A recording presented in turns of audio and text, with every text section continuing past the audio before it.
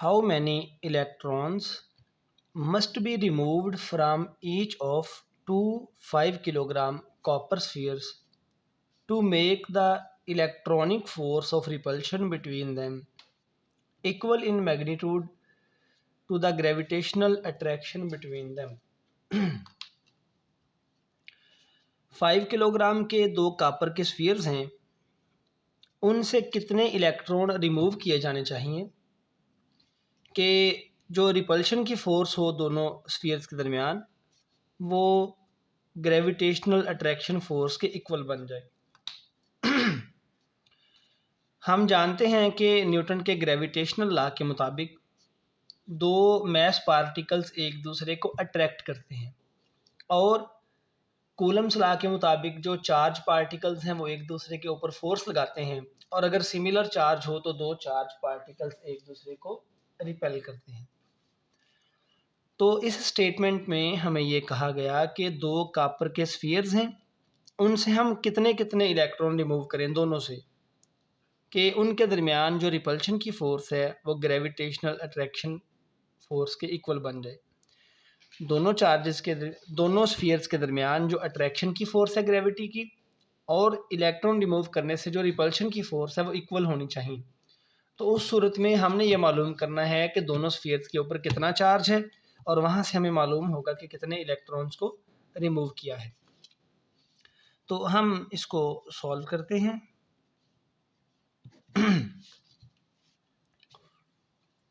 जैसा कि स्टेटमेंट में कहा गया कि how many electrons must be removed, हमने नंबर ऑफ इलेक्ट्रॉन्स मालूम करना है। एन मालूम करेंगे तो मैं इसे ऐसे भी लिख देता हूँ, that is number of electrons, इसे हम एन से रिप्रेजेंट करते हैं, ये हमने मालूम करना है और बाकी ये हमें कंडीशन बताई गई है। तो हम ये जानते हैं कि यहाँ पे मैं कुछ बता दूँ आपको। फ़र्ज़ करें कि ये हमारे पास एक स्फीयर है, कॉपर का स्फीयर है, तो ये शुरू में न्यूट्रल है, इसके अंदर प्रोटॉन्स और इलेक्ट्रॉन्स की तादाद बराबर है। अगर हम इससे एक इलेक्ट्रॉन रिमूव करेंगे तो इसके ऊपर +1e के इक्वल चार्ज आ जाएगा, यानी एक इलेक्ट्रॉन की कमी होगी, उसे हम +1e से शो करेंगे। अगर दो इलेक्ट्रॉन्स रिमूव करेंगे तो +2e के इक्वल चार्ज होगा, तीन इलेक्ट्रॉन रिमूव करेंगे तो +3e के इक्वल चार्ज होगा। तो जो चार्ज की अमाउंट है वो डिपेंड करती है कि हमने स्फीयर से कितने इलेक्ट्रॉन्स को रिमूव किया है, उसके मुताबिक चार्ज होगा। तो हम ये फ़र्ज़ कर लेते हैं कि एक ये स्फीयर है और उससे कुछ फासला पर ये दूसरा स्फीयर है। फ़र्ज़ कर लेते हैं कि दोनों स्फीयर्स के दरमियान फासला है r के इक्वल। तो हमने कुछ इलेक्ट्रॉन इससे रिमूव किए और उतने ही इलेक्ट्रॉन इससे रिमूव किए। हम यहाँ पे ये भी फ़र्ज़ करते हैं कि दोनों स्फीयर से हमने same number of electrons remove किए हैं। तो एक स्फीयर के ऊपर चार्ज को Q1 और दूसरे स्फीयर के ऊपर चार्ज को Q2 से रिप्रेजेंट करते हैं। एक स्फीयर के मैस को हम M1 कह लेते हैं और दूसरे स्फीयर के मैस को M2 कह लेते हैं। एक का मैस M1, दूसरे का मैस M2, एक का चार्ज Q1 और दूसरे का चार्ज है Q2। और हम यहाँ पे लेट कर लेते हैं, let same number of electrons are removed from each sphere. हमने ये लेट कर लिया कि हमने हर स्फीयर से एक जितने इलेक्ट्रॉन्स रिमूव किए हैं।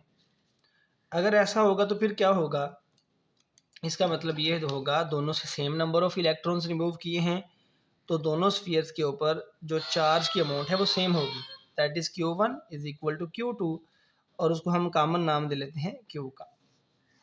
ये याद रखनी है आपने शर्त, दोनों से same number of electron remove किए तो दोनों पे चार्ज की अमाउंट भी सेम ही होगी।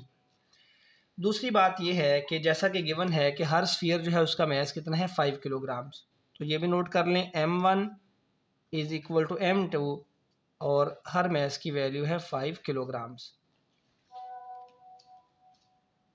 दोनों मैसेज की वैल्यू 5 किलोग्राम है, दोनों स्फीयर से हमने same number of electrons remove किए हैं, तो दोनों के ऊपर चार्ज भी सेम होगा। ओके, अब हमें जो गिवन कंडीशन है उसके मुताबिक हम देखते हैं।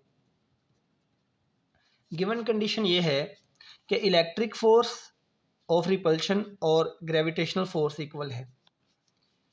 गिवन कंडीशन ये है कि electric force is equal to gravitational force, और इलेक्ट्रिक फोर्स हम मालूम करते हैं कूलम्स लॉ से, हम जानते हैं उसका फॉर्मूला है के Q1 Q2 over R square. दोनों चार्जेस के दरमियान फासला आर है, आर स्क्वेयर आ जाएगा। और ग्रेविटेशन लॉ के मुताबिक ग्रेविटेशनल फोर्स होगी दो मैसेज के दरमियान जी M1 M2 over R square. दोनों के दरमियान फासला आर है, इधर भी आर स्क्वेयर आ गया। ओके जी, अब देखिए ये आर स्क्वेयर इस आर स्क्वेयर से कैंसिल होगा, तो हमारे पास ये इक्वेशन बन जाएगी कि Q1 Q2 is equal to G M1 M2। अब जैसा कि हमने यहाँ पे नोट किया कि दोनों स्फीयर से हमने same number of electrons remove किए हैं, तो दोनों पे चार्ज की अमाउंट सेम होगी, उसको कॉमन नाम दिया था Q का।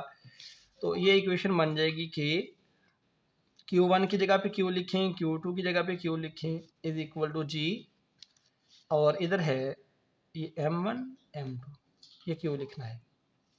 तो यहाँ पे हमारे पास आ जाएगा कि Q square is equal to G M1 M2। हमें क्योंकि नंबर ऑफ इलेक्ट्रॉन्स रिमूव करने हैं, मालूम करने हैं, तो उसके लिए हमें मालूम होना चाहिए कि हर स्फीयर पे कितना चार्ज है।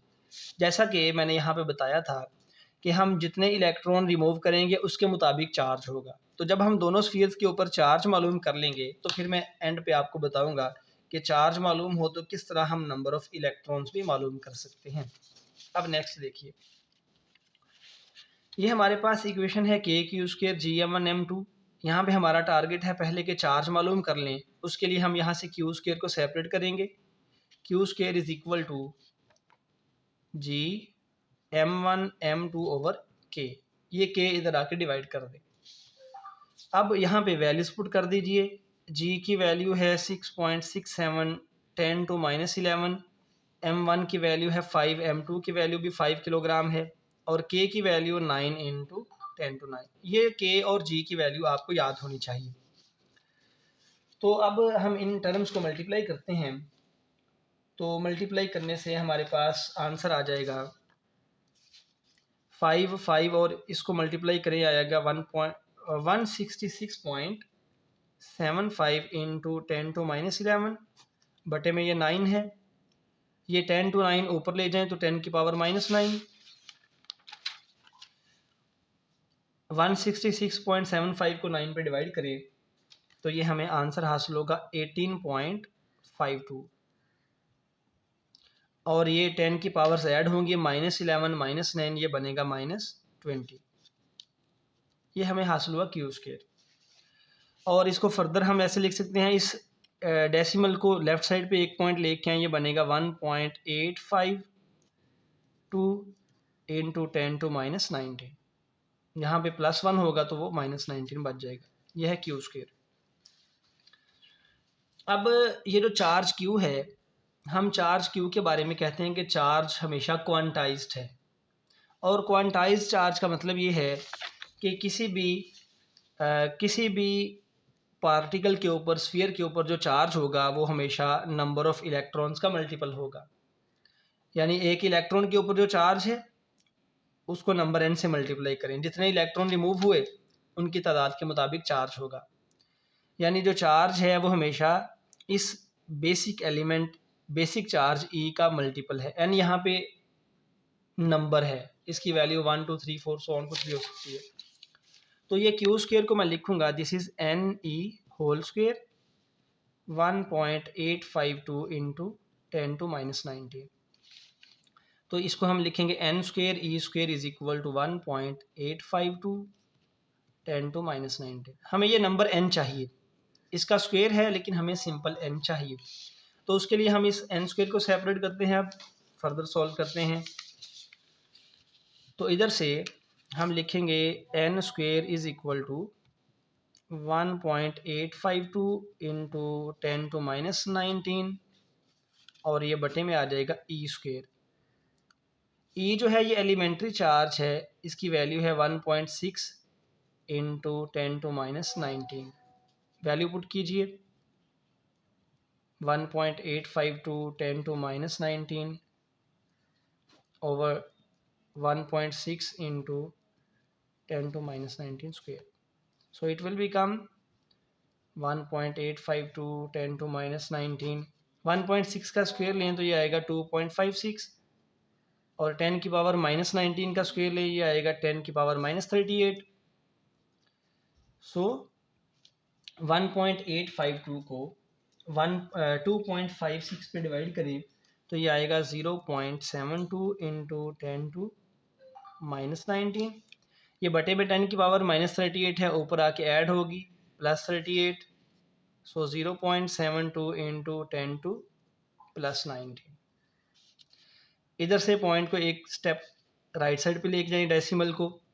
7.2 जब हम राइट साइड पे डेसिमल को लेके जाते हैं तो 10 की पावर में कमी वाक़या होगी। एक स्टेप इस तरफ आए तो एक माइनस होगा तो ये बनेगा 10 की पावर +18। और अब दोनों तरफ स्क्वायर रूट लें तो हमें n की वैल्यू हासिल होगी। दोनों तरफ स्क्वायर रूट लेंगे तो ये आ जाएगा, ये स्क्वायर ख़त्म हो जाएगा, 7.2 का स्क्वायर इंटू 10⁻18 का स्क्वायर रूट, ये स्क्वायर रूट आ गया। सो n की वैल्यू आ जाएगी, नंबर ऑफ इलेक्ट्रॉन्स हमें हासिल होंगे। 7.2 का स्क्वायर रूट है 2.68 इंटू 10⁻18 का आ जाएगा 10⁻9। तो हमें ईच स्फीयर से 2.68 इंटू 10⁻9 इलेक्ट्रॉन्स रिमूव करने पड़ेंगे सो दैट कि दोनों स्फीयर्स के दरमियान इलेक्ट्रिक फोर्स और ग्रेविटेशन की अट्रैक्शन की फोर्स इक्वल हो जाए। तो आप देख सकते हैं कि ये कोई मुश्किल सॉल्यूशन नहीं था कैलकुलेशंस एंड जस्टिस में। स्टेटमेंट को फिर से देखें, कहा गया था कि 5 किलोग्राम के कापर के 2 स्फीयर्स हैं, उनसे हम कितने इलेक्ट्रॉन्स रिमूव करें। जितने इलेक्ट्रॉन रिमूव करेंगे उतना चार्ज होगा, तो कितने इलेक्ट्रॉन दोनों स्फीयर से रिमूव करें कि दोनों स्फीयर्स के दरमियान रिपल्शन की फोर्स और ग्रेविटेशन की अट्रैक्शन की फोर्स एक दूसरे के इक्वल हो। तो हमने ये कंडीशन इस्तेमाल की कि इलेक्ट्रिक और ग्रेविटेशनल फोर्स इक्वल हैं। वहाँ से हमने दी गई कंडीशन के मुताबिक सॉल्व किया तो हमें रिक्वायर्ड सॉल्यूशन हासिल हो गया। तो ये कोई मुश्किल नहीं है। हम चार्ज की क्वांटाइजेशन को फिर इस्तेमाल करते हुए कि हम चार्ज को हमेशा लिखते हैं Q is equal to NE। तो यहाँ से हम नंबर ऑफ़ इलेक्ट्रॉन्स मालूम कर सकते हैं। हमें एक दफ़ा चार्ज मालूम हो जाए तो चार्ज की जगह पे NE पुट करके हम नंबर ऑफ़ इलेक्ट्रॉन्स इस तरह से कैलकुलेट कर सकते हैं। So this is our required solution of this numerical problem.